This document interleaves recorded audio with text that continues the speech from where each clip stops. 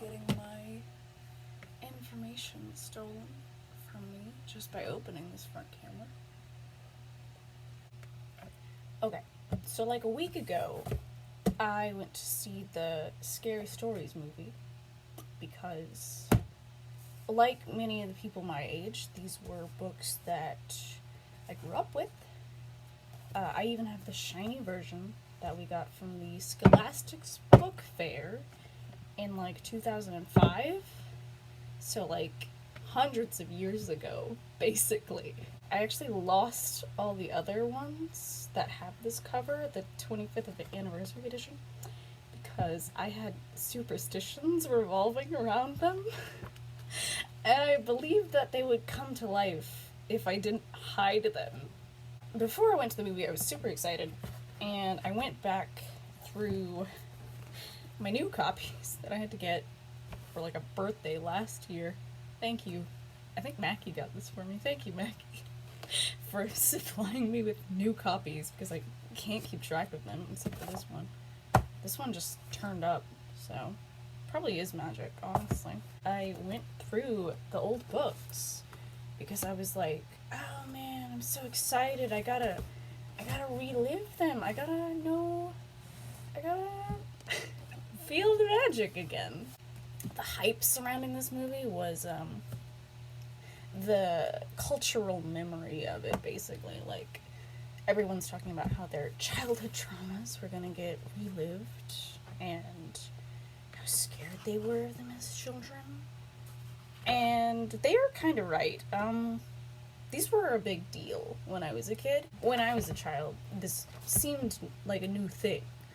But, you know, after your librarian and Lemony Snicket teaches you how to look at a book for its formatting and not just for its content, you can actually go to the copyright page, and both the original text and the original illustrations by Stephen Gammell were copyrighted in 1981, which is kind of crazy to me because I think some of you might know that there were new versions of the same stories, but they're published with different illustrations because people had complaints. And if you've looked at these, you probably know why. They're not graphic. They can't be graphic because they're all black and white, but Stephen Gammell is a pretty prolific horror illustrator. Oh, excuse you. Stephen Gammell is a pretty prolific horror illustrator, especially for children's stuff, and I don't know what his process is exactly, or what his medium of choice is. I'm gonna assume that it's ink wash and maybe pencil. His stuff implies gore. Like, I don't have like the latest video making technology. I'm sorry, but I'm just gonna hold it up for you. There we go. See, that's terrible. There we go. That's a little bit better, I guess. This was the worst one for me as a kid for some reason. I think it's just that there's something about the way that Stephen illustrates that there's a lot of emotion and dynamicism in his work, and it suggests a lot of just a lot of drama, I guess. He's very good at implying feelings of fear. Like, if this was just a woman behind a wheel, obviously it wouldn't be as scary, but the way that he illustrates it, there's these ink wash stains, I guess, and this shadow is outlining her figure on one side, implying that there's something behind her. Guillermo del Toro, the director, he's known for monster creations, monster designs, and working with these really surreal and frightening, kind of odd creatures. So I was expecting that, of course, he'd be interested in this. But when we talk about this movie and these stories in just that way, we kind of forget that there's text attached to them. One of the big themes of the movie was storytelling, so it was kind of weird to remember that stories aren't very scary or good. Let's be honest, we were reading these in elementary school.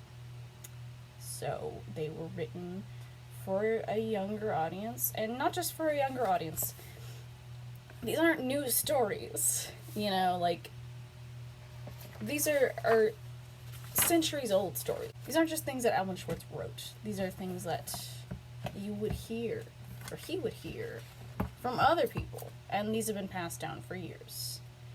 And that was kind of the appeal. I don't know if anybody else read the introduction, so I don't know if anyone else felt this, but I mean, that was really cool for me when I was reading them, because it felt like something that I needed to be a part of. As a human, this was culture. This was history. This was culture. This is art. It wasn't just my right to read scary stories to tell in the dark. It was my duty as a person, as a human being. This is our legacy.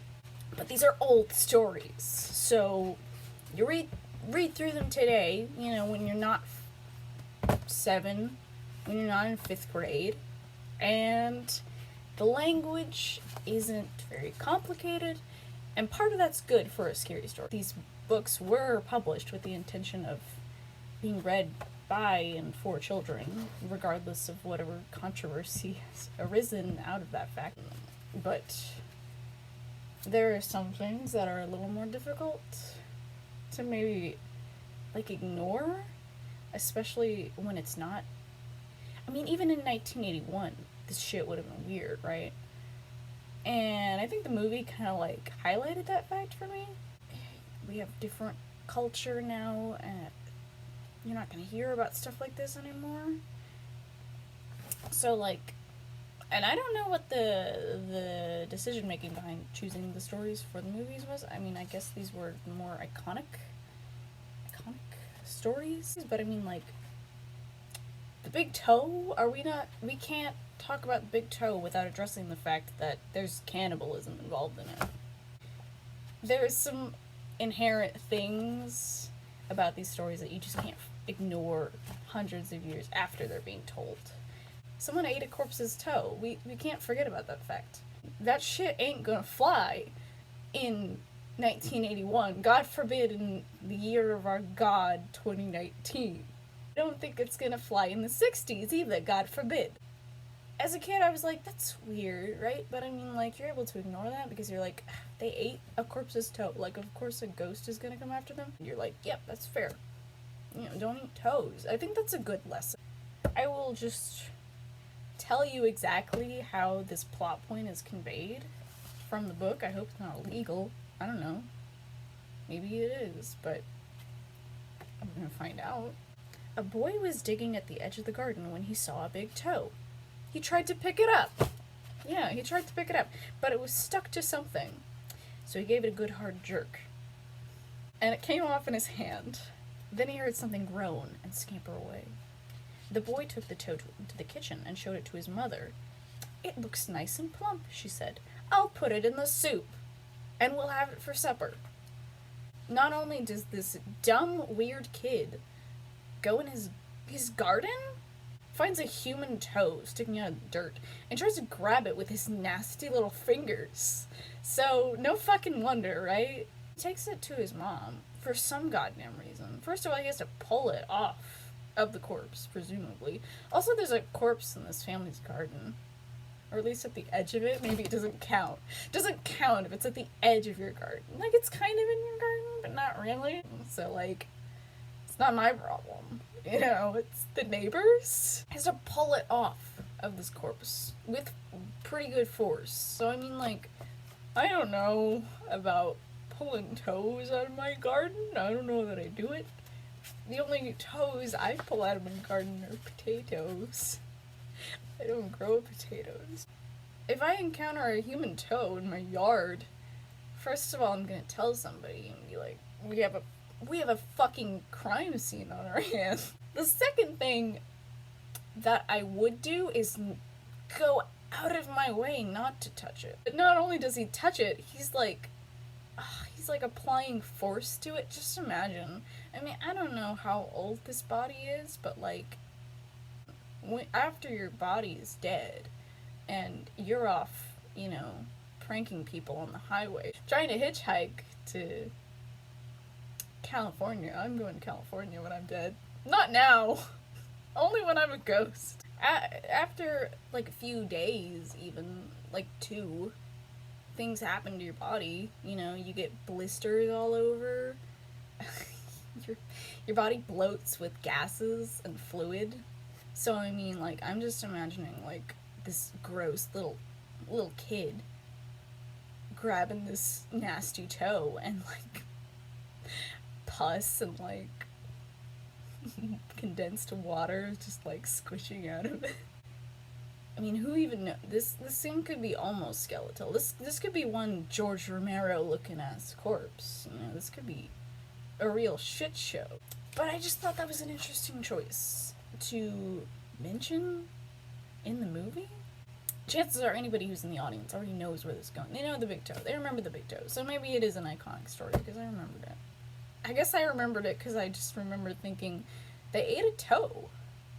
Who does that? My theory is that this is probably a story that maybe originated... I mean, it probably originated from centuries ago when, like, you know, it was fine to put, like, bones in your stew because you can't just go to the store and buy, like, chicken broth. You know, you have to make your own bone broth. It basically amounts to throwing dead paraphernalia into your soup. You're a peasant in God knows what year, and you just wish that you could taste something other than, like, raw beet. Watching the movie, I kept thinking about that theory that I've had. It's like, what? When would this be a thing? When would this be a problem? But I don't know why they chose. Yeah, I don't know why they chose the story that they did. What did they choose? They chose the big toe. I thought that was a decent choice because, I mean, you remembered it. You remember it. How can you forget the big toe? It was a little funny in the theater watching the words, the big toe, scrawl out in blood from a ghost. Harold was there, and I know specifically that Harold is from the 3rd book. At least I'm willing to bet. I can check. I can check right now. I remember the 3rd book being like the big guns. Like, this was the real shit. Here he is. Book 3. Figures. So, I mean, so I see Harold in all the promotional art and the trailer, and I'm like, of course. Of fucking course. They want Harold in their promotional stuff. Because Harold is scary. Just look at him. I mean, well, I guess he's scary. It makes sense if you were there. You had to be there. Nowadays, looking at this art, there's almost something like, there's something kind of appealing about his face. He seems kind of like down on his luck and kind of pitiful. He's just like, oh man. He's got those little cheeks, man. He's got those cheeks. They changed the way that Harold worked in the movie, and I was like, that's fine. Because Harold is a pretty explicitly dated story. It centers around 2 brothers who are farmhands. Or I think they're cattle drivers' assistants. For some goddamn reason, they make like a doll. There's this guy they don't like, and I guess I assume it's their boss? Or like a neighbor? It just says that Harold is a farmer they both hated. So it's some guy. They have some serious fucking beef with Harold. So much so that they make a life-size doll of Harold. Not just, like, modifying a scarecrow. They made this doll. It says they made the doll out of old sacks stuffed with straw. They gave it a pointy nose like Harold's and tiny eyes like his. Then they added dark hair and a twisted frown. Of course, they also gave it Harold's name. That's the entire paragraph describing how they put Harold, the doll, the dummy, the scarecrow together. Who the fuck? I mean, I've been mad at people before. I've been angry at people before. I've been angry enough at people to consider making, like, puppet dolls of them. You know, like voodoo dolls of them. But a whole fucking life-size doll? So I think already we know what kind of people these guys are. Freaks is what they are. Like an hour before we go, and it's a really early showtime because, like, I'm going with my mom. I don't know why she wanted to go. She handled it okay. Because, I mean, it wasn't a very scary movie, because these aren't These aren't actually very scary stories, despite the name. I don't know. I'm reading through the story before we go because I know Harold's gonna be there. Because I've seen Harold in posters for like a year before this movie came out. It's like, yeah, Harold. Of course, Harold's gonna be there. I mean, it's a little weird because he's not from Scary Stories 1, but that was before I knew there was gonna be a sequel. So I was like, sure, yeah, they can mix it up. Yeah, why not? Put Harold in the Scary Stories movie because it's not like we're gonna have another. But I heard that we are gonna have another. At me if that changes, but they look like they were setting up pretty hard for a sequel. A weird sequel. I'm gonna go see it just because I have no fucking idea what they're gonna do next. I guess they're gonna call it More Scary Stories, like book 2. Guess they're gonna call it that. That's really gonna send chills down your spine next Halloween. These two farmhands make this horrible doll, make it with their own hands and their own rage. Completely misplaced, probably. They're huge assholes to Harold, and I guess that's kind of, it was referenced in the movie because, like, that racist bully kid would, like, throw bottles at them, which was really funny in the movie because, like, who even knows what this kid's beef is with the Scarecrow? I don't even know why this Scarecrow's in this family farm field anyways, because it looks monstrous. It looks like it does in the book. Who even knows who Movieverse Harold is supposed to be based after, if it at all, or if somebody was just like, I bought a fucked up Scarecrow from Ace Hardware today. It makes sense that Harold would be on a farm, but it doesn't make sense that Harold would be on a farm anywhere at any point in time. He looks like a really nasty, undomesticated tuber root species had a nightmare after watching Annihilate. That's what it looks like. I mean, I understand why you want Harold to look scary and like the illustrations in the book that you're adapting, but why would anyone have this in their farm field, in their cornfield, in their corn? You want Harold to watch your corn for you? I think the fuck not. I mean, I feel bad for Harold because he gets bullied both in the movie and in the book. But, I mean, it's not even implied that Sarah Bellows, who's, like, the big, I guess, antagonist, like, the reason why the scary stories are coming to life or becoming real in the movie, it's almost the exact same plot of Goosebumps. They spend several months with Harold, just living alone in, like, a hut while they're cowherding. I mean, like, I was kind of, like, fine with, like, some random kid bullying Harold, because he's just some asshole, and why not? Why not throw bottles at this scary Scarecrow? Why not take your rage out and whatever? If I saw that kid in real life just, like, throwing bottles at a fire hydrant, I'd be like, yeah, that checks out, I guess. I guess it is better that they changed it for the movie because in the story, they just live with this doll. And they spend all their time, because there's nothing to do when you're cow herding, they spend all their time fucking around with Harold and, like, throwing shit at it, throwing food at it, which I just think is a waste. Not only do they spend months with this doll when it's just a doll, they spend months with the doll after it starts acting fucky. So, like, and it's definitely still scarier in the book than in the movie. There's just a sequence where, like, he's slasher chasing, like, the racist teen. It is kind of frightening that he stabs him with pitchfork and racist teen starts turning into a Scarecrow and, like, straws coming out of his injury and his mouth and his eyes. So that was kind of horrific. It's kind of horrific. It was still CG, so I was sort of, like, watching it like, ew, gnarly, not like, oh my god, you know?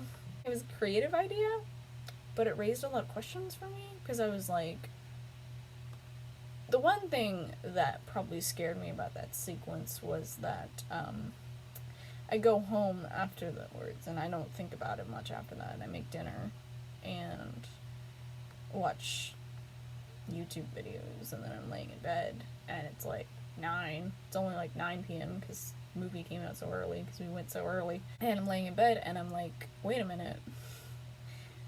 Is racist teen still alive? Except now he's trapped in this lifeless doll, unable to even scream and move and beg for help, constantly in fear and maybe even pain. That would scare me. That scared me just thinking about it. I don't think the movie meant to imply that. Because at the end of the movie, they're like, we have a way to get them back. It was kind of hilarious that they don't mention the bully racist kid who got scarecrowed. They just talk about their friends. I mean, like, fuck the racist kid. Yeah, he's racist. But, I mean, God. Maybe we could let him out of the scarecrow. I'm sure he's learned some lessons at this point. I don't know. Maybe that's what you deserve for being racist. But, I mean, he never seemed, like, super egregious about it. He was just kind of a jackass. I don't know. There's lots of jackasses in the 60s. Can't even die like that. Maybe you're just stuck like that forever. God. The story is definitely scarier because Harold's just kind of chasing him. And it is kind of ridiculous that he scarecrowed this kid to death. In the story, Harold gradually starts gaining sentience and ability. At first, they're hanging out after dinner, and they've just finished a rousing game of fucking with Harold the doll that we made out of our own rage and empty sack. They hear him grunt. They hear him make a sound. It's just a grunt, so they have no idea of knowing if they actually heard it, if there was their imagination, if it was something else. They talk about how there's probably bugs in the doll. I don't even look at the page. I remember this exactly. They were talking about, like, oh, there's probably bugs in Harold. Because, you know, we throw food at it all the time. We don't fucking bother to clean it. So, probably all kinds of nasty shit in there. We don't do jack shit. We cowherd. We're idiots. We made a doll that we just purposely made to beat up. And we don't think any kind of bad juju is going to come down on us. Then one night, Alfred noticed something that frightened him. Harold is growing, he said. I was thinking the same thing. That's a terrifying 2 lines of dialogue, and it's very effectively told, because they don't fuck around. When I was watching the movie, I was like, this might as well be Jason, because, I mean, he basically does the same tricks. I mean, could have been anything. It just happened to look like Harold. But Harold, in the story, is his own kind of beast. He starts gaining organicism. Now, that can send you on all kinds of rabbit holes. So, the fact that he's growing is terrifying. But in the next paragraph, the next morning while they were eating, Harold stood up and walked out of the hut. He climbed up on the roof and trotted back and forth like a horse on its hind legs. All day and all night he trotted like that. That's a hilarious paragraph. Even funnier paired with the horrific image that this doll is growing. I like to imagine that, like, he's growing, like, a little taller, like, the hair that they put on him is growing, like, I don't know if they put fingernails on that. They're creepy enough to put fingernails on a doll, so I imagine that Harold's got fingernails and they're growing. They're having breakfast, I guess. And Harold's just like, you know what? I'm about to head out. And he climbs up on the roof and just walks around all day and all night. And they don't do anything about it. They take the cows down into the valley that same day, and when they left, Harold was nowhere in sight. So they're just like, we're gonna go. These are brothers, which almost makes me believe this. Like, of course this is the shit that you get into with your sibling when you're bored and full of hate for Harold the farmer. Fuck that guy, I guess. You make a cursed doll, or you make a doll and then you direct so much rage and petty anger at it that it just decides that it's had fuck all to do with you. And it starts walking around on your roof. And you don't do anything about it. You're just like, let's go. They're just like walking away. They're just like, it's over. It's done. No more. We're leaving now. And the only reason why they ever go back is because they realize they forgot, like, a milking stool. I just love the fact that Harold stands up and starts walking around, and he spends all day like that, and all night. And it doesn't say where the brothers go for the night, But I don't really imagine they have anywhere else to go. So they just go back to their hut. And they're both laying in bed. And all night you're just like,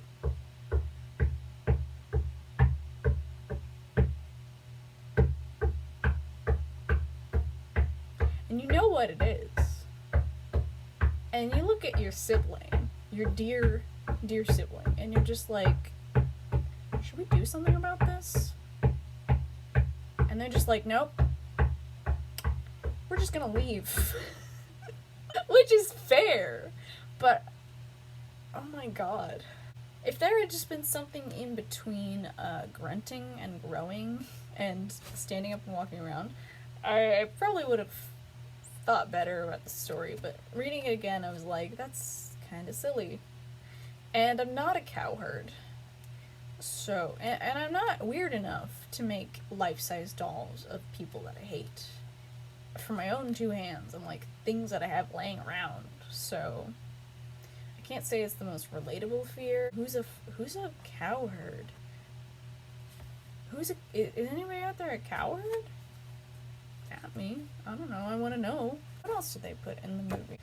So I was like, yeah, of course they set up Harold, but I mean, like, the big toe was kind of surprising for me, because I was like, alright, I mean, like, there's scary stories that stuck with me a lot more than the big toe, but I do remember how the big toe went, because it was pretty short, and it's one of the jump stories. Those came with, like, instructions on how to read them. They're pretty much designed specifically for telling to a group of other people around a campfire.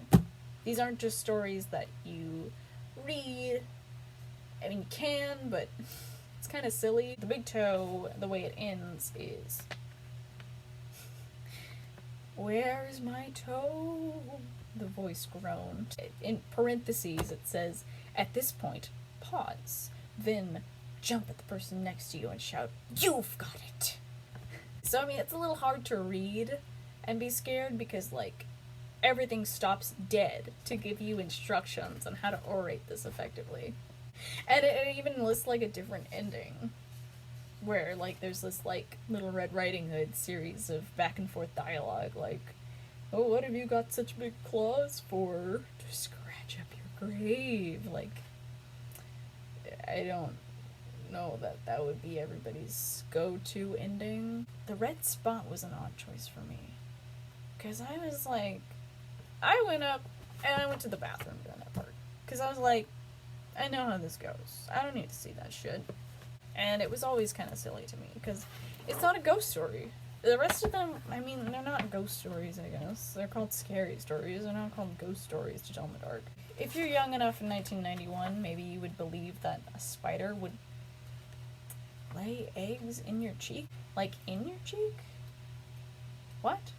You know, man door, hand hook, car door is at least somewhat scary, because I can believe the fact that there is somebody running around planning on killing people. There's somebody doing that every week now, just not with a hook. And the way it's told is kind of scary, because, I mean, you don't see the killer, you just see, like, the hook that they lost on the car door, which is silly, because, like, how this man lose his whole damn prosthetic and just walk away? I mean, maybe it does make sense, because, like, the police are probably looking for a guy with a hook, and you sure fucking don't have a hook anymore. You don't have a whole hand, either. You just have a stump. Yeah, but the red spot's weird. I guess this picture is kind of scary? I don't know. It's gross. I like the way that it's drawn. It's almost like she's, like, cracking apart, like, piece of glass or porcelain, but, like, this whole story is literally just that long. That's it. And I don't know that this one really stuck with me. When I see the trailer and, you know, there's, like, baby spiders crawling out of her cheek, I'm like, really? That one? I was like, oh yeah, that did happen. Interesting. That was my only reaction. And when I came back, I asked my mom what happened, and she didn't watch because obviously she's a 50-year-old white woman. She doesn't want to see spiders at all in any context. She didn't seem too alarmed about the fact that they came out of a girl's cheek, so I think that's maybe a testament to how effective it really was. Maybe I'll watch it later. If somebody posts that sequence online, I'll watch that part. And when I'm not eating, it's probably pretty bad CG. I don't remember the CG being fantastic in this movie. I thought it was fine. I don't know. There was like that one monster that really looked bad, but it was fine. A lot of things were pretty good. There was some practical effects that I thought were pretty good. I doubt the red spot was done with practical effects. At least mostly it was probably CG.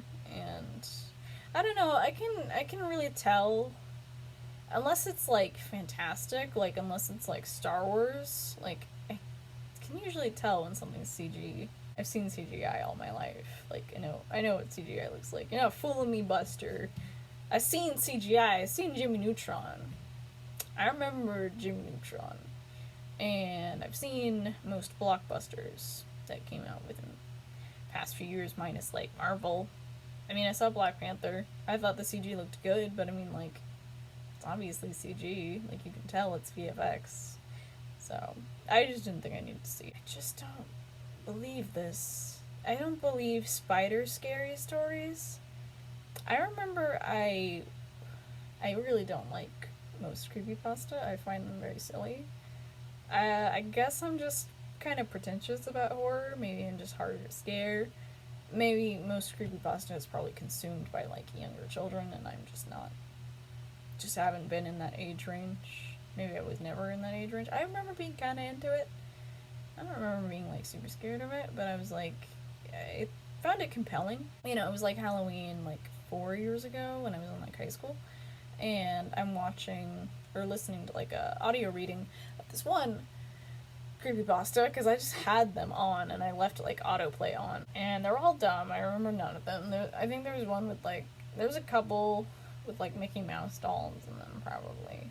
Creepypasta would be nowhere as an institution without Mickey Mouse. I'm listening to this audio recording and it's about this. It's from the perspective of this guy who's just moved into this new neighborhood. And it's Halloween, and he's like, oh man, I can't wait to see all the decorations. But the neighbors aren't decorating, and he tries to bring it up. He's like, oh, I love Halloween decorations. I noticed that, nobody's putting them up, and he also notices that there aren't any kids around, which would be the main consumers of the Halloween holiday. I mean, speak for yourself. But and he's talking to his neighbors, and they're like, oh, after what happened last year, we don't really celebrate Halloween on this street. And he's like, oh, come. And finally he gets them to tell them. The story is that last year, all the kids got chocolate from the local chocolate factory. Just this factory got a shipment of cocoa powder that had spider eggs in it. I guess they don't sell the cocoa powder, they don't sell it to like the grocery store, where you can buy cocoa powder to put in your chocolate cake and shit, So they're taking the cocoa beans that have spider eggs somewhere around or something. They pulverize it into cocoa powder, make it into chocolate, give it to people, wrap it, sell it, give it to people. Then the people that bought it give the chocolate to the kids when they're trick-or-treating, and the kids eat it. And like the next day, spiders start pouring out of their throats. They're climbing out of their stomach, up their throats and out their mouths. And they don't die from like this spider. This isn't a venomous kind of spider. They suffocate on the hundreds of baby spiders that are crawling up their esophagus. Oh god, it made me so angry. For years, I was so mad. And I would tell everybody about it. Be like, I listened to this one fucking stupid creepypasta. And this is what happened. And it's always funny to me every time. Because anytime I have a story that I like to tell people, I never let it go. And I probably tell it to people multiple times. Oh god, but this was the same thing for me. I'm not particularly scared of spiders. They're kind of annoying, and they're weird. They don't really do shit. I'm kind of freaked out by cockroaches because, like, well, those just get in your shit. They don't have a concept of personal space, so they're just in your shit, and that's annoying. As soon as you, like, I don't know, open the closet, or, I don't know, if you, like, leave out food overnight, you open up the nasty pizza box from last night, and it's freaky. It would be less freaky, maybe, for me, at least, if it was just a cockroach sitting in there, and I'd be like, oh, it's nasty, I'm gonna throw this out. But instead, you know, you open the gross pizza box or whatever, and the cockroaches all scatter like they're getting caught with coke, you know, and you're narc busting in. Like, they run like hell, and they're really fast, and you can hear their disgusting little legs with those little spines on them skittering across shit. And it's horrible. Bad legs. Their legs are bad. And the worst thing about cockroach legs, just going off on a tangent over here, is that they got spines on them. So, I mean, like, I've stepped on a dead cockroach before, and the legs will literally pierce into your flesh, and it hurts. And I'm like, why the fuck do you have that? It's gross. It's gross to step on a dead cockroach, because you can hear that crunch from that dry corpse.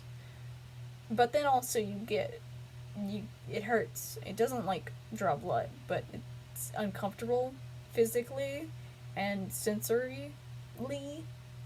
It's all bad. I'm not scared of spiders, and I'm not scared of getting spider egg sacs stuck in places. Spiders mind their business. The old adage, like, they're more scared of you than you are of them, does hold true for cockroaches, but not enough to the point where they're not just in your stuff.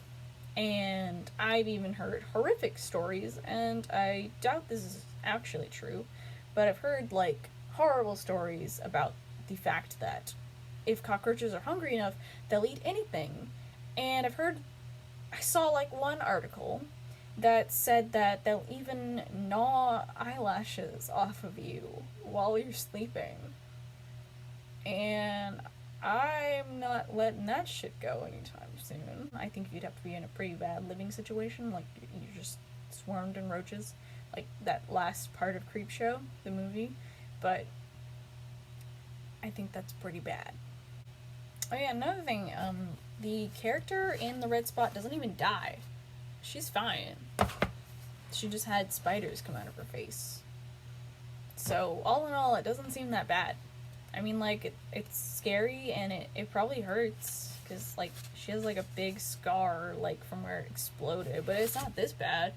I mean, like, this girl has a fucked up nose now. She's got this crack, and the spiders are even, like, crawling towards her eyes. And, I mean, like, I don't know what kind of spiders these are to get in your cheek. How does that happen? How does a spider bite you and implant eggs into your cheek? And regardless, whatever the fuck kind of spiders these are pretty serious spiders, and they're going for her eye, and her face looks fine. She just has, like, a big scar. She's still, like, she's not, like, disfigured. She just has, like, a big scar. Like, it looked like it hurt. It probably was really scary. I'd be scared.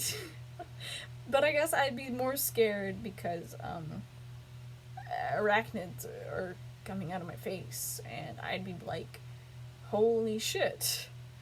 This is awful. And also, I don't know exactly what the medical procedure for this is. Do I go to a doctor now? What do I tell them? I guess that's the horror of The Red Spot. I guess technically the haunted house was in the movie, and here's an interesting thing about that, is that in the big toe sequence, there is, like, the corpse shuffling around, and you see her, and she looks like an illustration from the book, but the only illustration for the big toe is this one where, like, a kid's, like, kneeling by the garden, and there's, like, the toe sticking out of the ground. But in the movie, the ghost in the big toe sequence is taken from a different story. Like, her design is taken from an illustration from a different story. This one, specifically, the one that I probably mentioned before, this is from a totally different story. And I was kind of upset by this fact, because I was like, I think it's just that this illustration is particularly memorable. It's a really scary illustration. The best part is this is the first page of the story that it's connected to, Haunted House. And you read this page, and there's no illustration on the other side. It's just text. You turn the page, and you're immediately struck by this full page picture. So obviously this was intended to be a big deal, and it was probably intended to freak you out because you flip the page and you're like, oh. I know that publishers do that intentionally sometimes. But this is the woman that appears in The Big Toe, and this is. But also, the haunted house, the story, the haunted house kind of appears, kind of, in the movie, because it's the story that the main girl, God, you know, her. It's the story that the main girl has to confront. It has nothing to do with the original story, and I was kind of upset, because, like, that was one of my favorite ones. The juxtaposition between this being the scariest illustration, the one that I was most afraid of, countered with the fact that the ghost featured in the story is not a bad person. This is obviously implied to be a picture of her, but the ghost in the story is a victim. Anyways, that's the picture that they use for the design of the ghost in The Big Toe. And I was kind of offended, because I was like, that's my favorite story. That's my favorite illustration. What's it doing here in The Big Toe, which we all remember, but let's admit it's a pretty low tier scary story. There's a lot of stories that they kind of include. They kind of include, how does it go? Me Tai Doti Walker. That one was cool. I remember that one being cool. That was another one of the jump stories. And I thought it was alright. It's not the thing that I would remember, maybe. But if somebody says, me Tai Doti Walker, I'm like, oh yeah, totally. I know what you're talking about. But they change it a lot in a way that kind of sucked. In the original story, it's a guy, or it's like a boy and his dog, who get offered, they're like staying in this haunted house on a bet. Takes place, and he's got nothing better to do, and why not earn the cash? Makes sense. I think it's a lot of money. It's like a rich guy who puts him up to it. Which raises questions about why.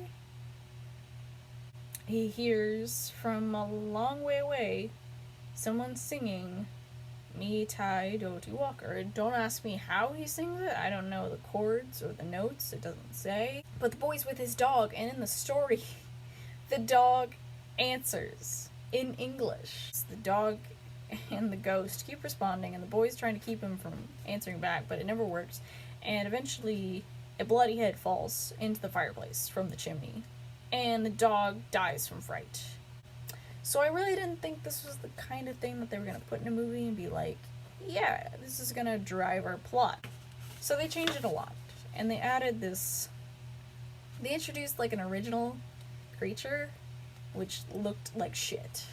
It was all CG, and I guess it's implied to be one of the characters' brother, who got sent to the Vietnam War, because it's the 60s, and came home in pieces. So it's all like in pieces, and it's like, there is a head that comes out of the chimney, but there's also like, the rest of it comes down and starts chasing him, and it was really dumb. I was like, no.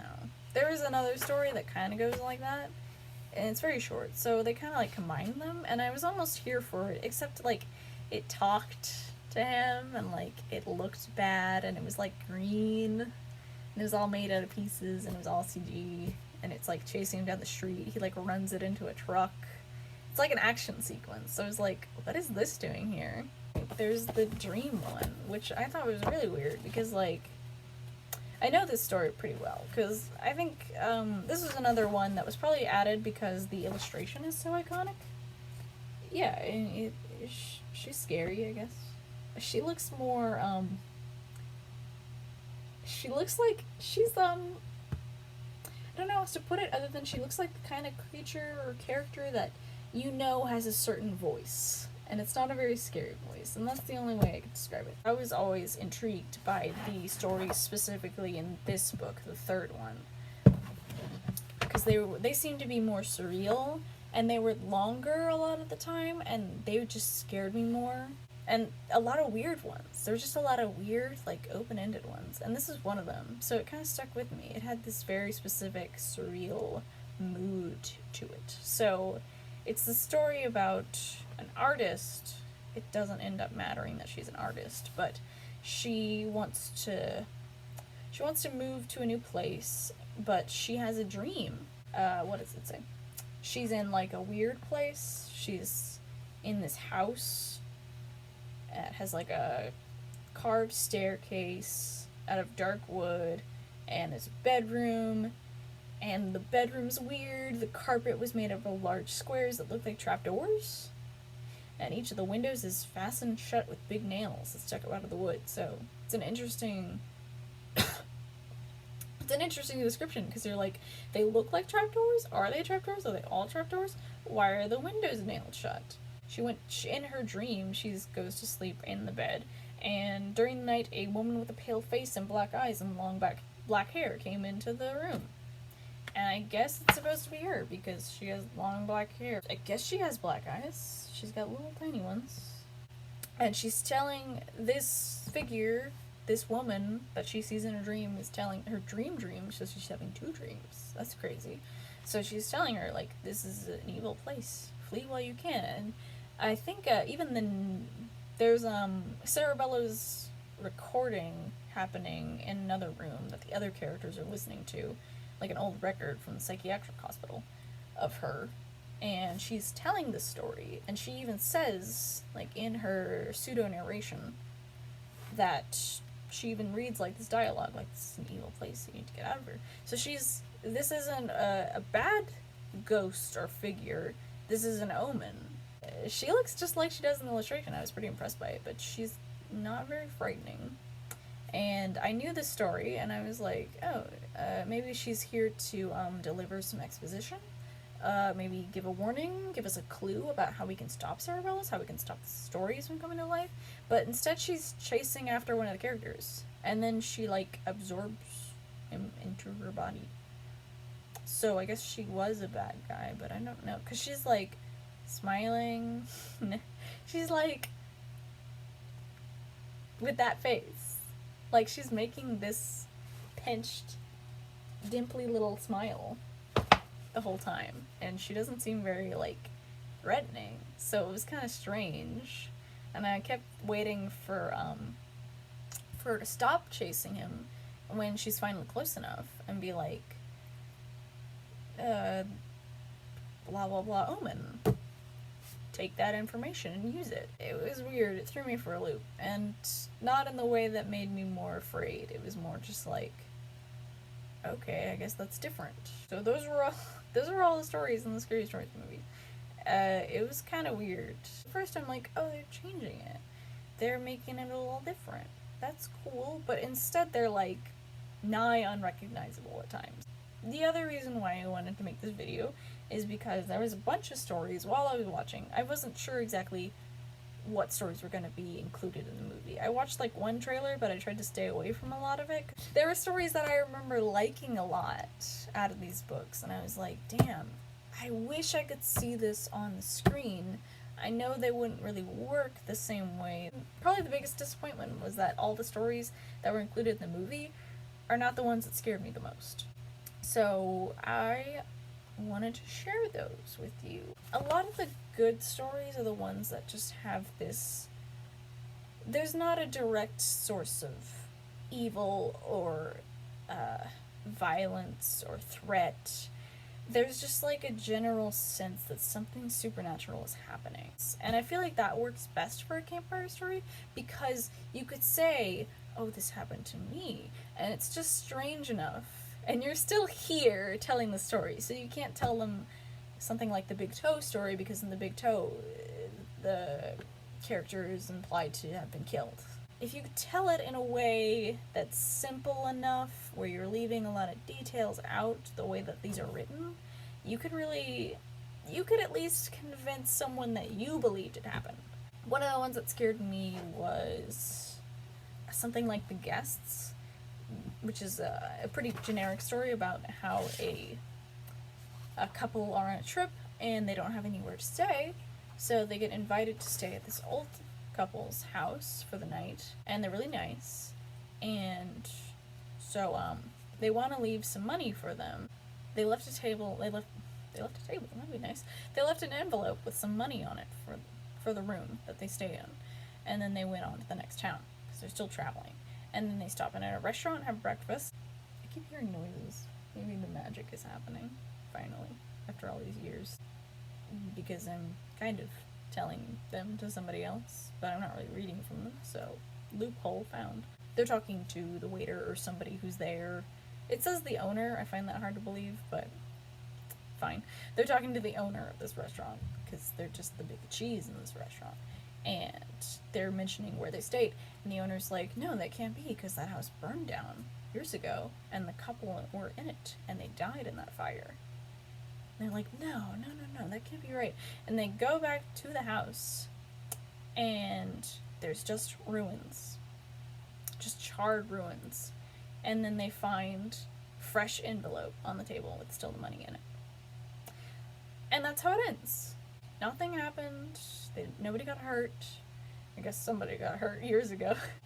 I mean, who's to say that it ever happened? I guess there's thunder or something. I don't know. This is the last thing I ever put online. It's been real. Just like a lot of stories like that. So I think that would also include the one where I think this was like one that even got turned into like a Twilight Zone episode. It's the girl who stood on a grave. Yeah, you probably know this one. So they're daring this girl to stand on a grave because superstition says that if you stand on a grave, at least for long enough, the corpse reaches up and grabs you because you're fucking around on their grave. And to prove it, she has to stick a knife into the grave, which I guess would further agitate whatever is down there, and like leave it there. But she's trying to leave and she realizes she's stuck on something, and somehow she's really stuck on this thing, like she can't get up, and she dies of fright there. And when they come back to find her the next morning, because she hasn't come back, they see that the knife stuck through the skirt of her dress and left her pinned there somehow, which doesn't really make sense when you think about it really hard, because did the ground freeze? Part of you almost doesn't believe that she really did get stuck just by the knife. Part of you's like, no, something must have happened. I don't know how to qualify it, but there's just an atmosphere of wrongness. And I feel like the Twilight Zone episode handled this very well. I almost want to say that he drives like a spike into the ground, and he gets stuck too. And, you know, he spends all night there and he dies of fright. It's the same thing. And they're trying to figure it out, and they're saying, like, oh, the wind, his pant leg got caught on the spike or the nail of the knife or whatever it was, and the wind must have blown his clothes into the path of the knife while he was doing it, because it is established that the wind's really kicking up, and there's all this dust that's getting blown around, so he can't really see. So the wind blows, like, an article of clothing or something into the path of his knife, but then they're like, no, that can't be, because the wind was going in the opposite direction last night. When I first heard it, I was like, oh shit, the wind was going in the other but it was something weird, maybe. Or maybe it wasn't, maybe he's just an idiot. And that's just Twilight Zone for you, man. There's like the ones like Room for One More, or Cat's Eyes, I think it's called.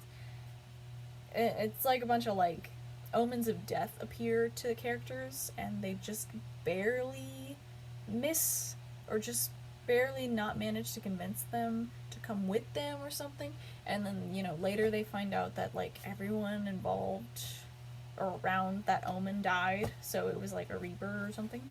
There's the one where like the guy is walking around town, and people are freaking out when they see him and running away, and he doesn't know why, and he tries to pick up the phone and call home, and he's saying it's him, it's me, it's John Sullivan, and they're like, no, that can't be, because John Sullivan died in a car accident today. I just like the ones that end with like twists like that. There's this one like I think it's in the third one where it's like this little black dog is haunting this man. And that's not very scary, but he gets guard dogs to protect him in the house because it's creeping him out. It's just running around, and he can almost kind of see it. It's like a shadow, I think. And he's got these massive pit bulls as guard dogs, and one of them, like, they're both whining and backing away, and they're clearly scared. And then one of them, like, yelps, and then their throat is torn open. They fall on the ground dead. And that was, like, the only, like, scary thing the ghost dog really does.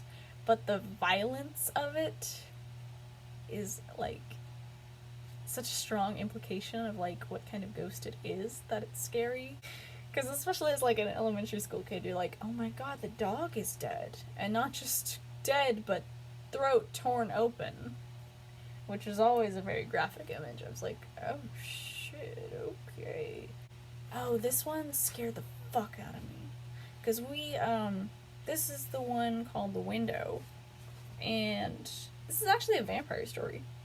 Which is weird. Vampires were conceived of as very different ways than we would think of them as looking and acting now. A long time ago, vampires were basically zombies. When I say zombie, I don't mean slow-moving, mindless undead. I'm saying zombie as in it is a corpse that comes back to life to feed on the living. The way it's described, vampire never really caught on to me because this was the 2000s. I knew what a vampire looked like. It looked like Dracula. So I never really realized that it was supposed to be a vampire. I didn't know what it was. This lady Margaret and her two brothers, and they share a house, and she's like, I think it says somewhere that she sleeps in front of this big window, and she can't sleep one night while she's, sleeping by this big suspicious window. It's got like a shrunken face like that of a mummy, and its yellow-green eyes gleamed like cat's eyes. And it, like, I think it attacks her through the window. Like, it jumps through the window. And, yeah, broke the window glass, it broke the window glass, unlocked the window, and crawled inside. So that's horrible. It's got, like, bony fingers, and it's crawling. So it's very zombie-esque, even though it's a vampire, which makes vampires a lot scarier for me. I think vampires would be way scarier if they looked like zombies. Technically, that's Night of the Living Dead. People don't know this, but Night of the Living Dead is technically a vampire movie because we didn't have zombies before Night of the Living Dead, so we only had vampires. Vampires are the only kind of undead that really feeded. Vampires are the only really kind of undead that feed on the living. It's basically the equivalent of an edgy reboot of vampires, because vampires have been around, like Dracula, the movie, black and white movie, came out in like 1931. This is the 60s. This would be like, the dark, realistic reboot of vampires. Finally, they have to wrestle this thing off of Margaret. She's okay, but she is hurt. They did the only thing they knew of to rid themselves of a vampire. The sexton built a roaring blaze outside the vault, and they fed the shrunken body to the flames. That is kind of what they used to do to people they suspected as vampires. There's a few different methods. But I never got onto that fact that I was a vampire. But this thing really scared me, because we have a big picture window in our house, and I guess every time I pass by it, I would think about, especially at night, I would think about seeing the eyes in the window. There's a lot of, like, strange ones that are just like, something weird happened. Oh my god. What was that one? This one. Oh, Susanna. Look at this. What is even happening? I have no idea. So, it's about Susanna and Jane, and they share a small apartment near the university where they're students. And they both have to, like, sleep together in the same room, so it's like a double bed dorm. And Jane is singing or humming the tune of the song Oh Susanna, which I've never heard personally. What's up? She's humming the tune of Oh Susanna, and I guess, like, it's kind of believable that your obnoxious roommate would hum that tune, Oh Susanna, to you to bother you if your name is Susanna. So she's like, cut it out, I I want to get to sleep. It's too early to get up." And she doesn't answer, but she keeps humming, and she starts getting angry, and it's kind of a weird thing to jump to, but she goes to Jane's bed and throws the cover off, and Jane's head is gone. Jane's head was gone. Somebody had cut off her head. "I'm having a nightmare," Susanna told herself. "When I wake up, everything will be alright." And then it just ends. It's chilling. Because it's like, what's gonna happen now? Like, she's just left here. And what could be a nightmare, what could be reality, and all of it's strange. And it's accompanied by this weird picture. So you don't know what to think of it. It just feels like something from another world. That's the only way I could describe it. Oh, this one. This one's like one of my favorites.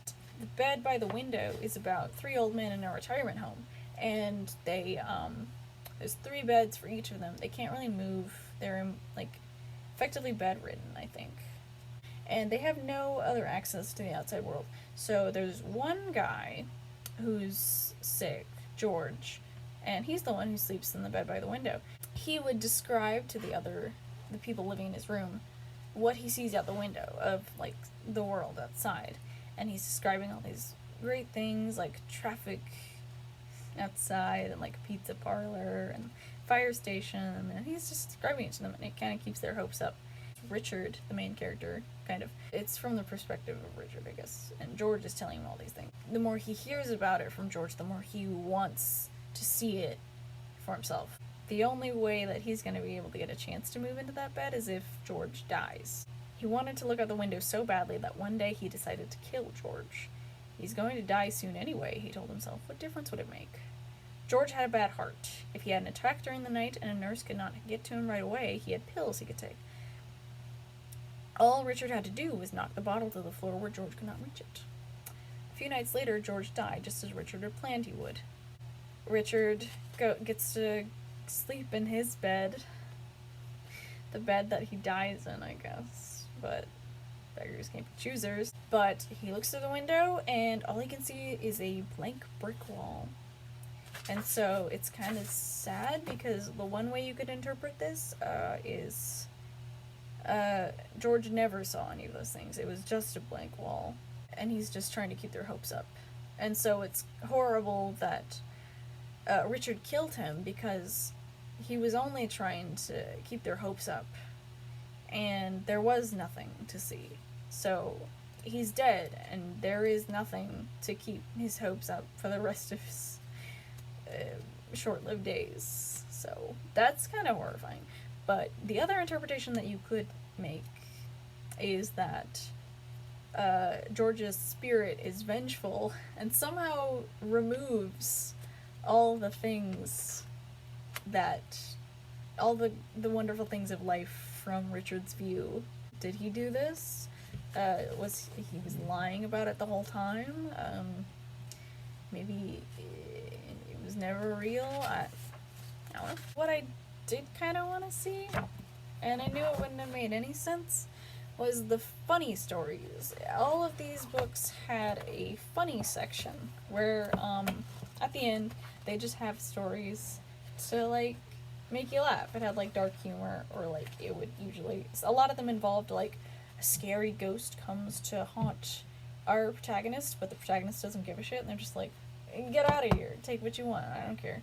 So I guess that would be funny in elementary school, because it feels empowering. After you got scared by all these stories, you can just be like, yeah, fuck you.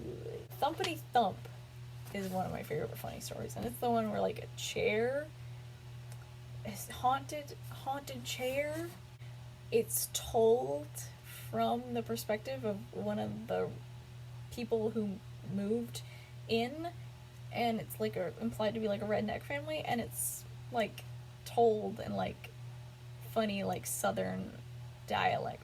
It's funny to read out loud. I'm not going to do that, because I'd have to read it in a goofy redneck accent, so I don't think it's... I think there's a time and a place. But a chair is, like, telling them where this ghost got murdered, and it's just the chair, so it's, like, bouncing around, and it's, like, pointing at the ground in the basement with one of its chair legs, and they're just like, fuck that, let's get out of here. Aaron Kelly's bones. I would have loved to see Aaron Kelly's bones. Aaron Kelly dies, and they lay him to rest. But he comes back to his wife. He got out of his coffin and he came home the day, like the night of his funeral. And they're all sitting around the fire when he walks in. And he sits down next to his wife. And he's like, what's going on? You all act like somebody died. Who's dead? And his wife is just like, you are. Like, she doesn't panic. She's just like, you are, idiot.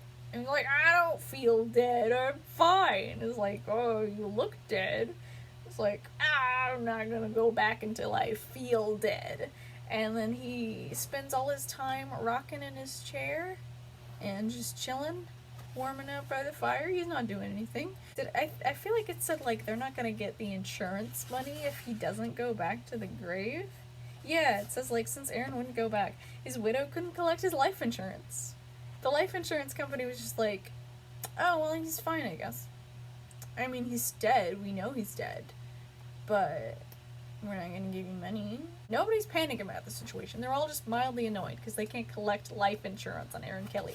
So they have to get him to dance until he falls apart into pieces. And then they finally put him back in the coffin mixed up so that he wouldn't put him back together again.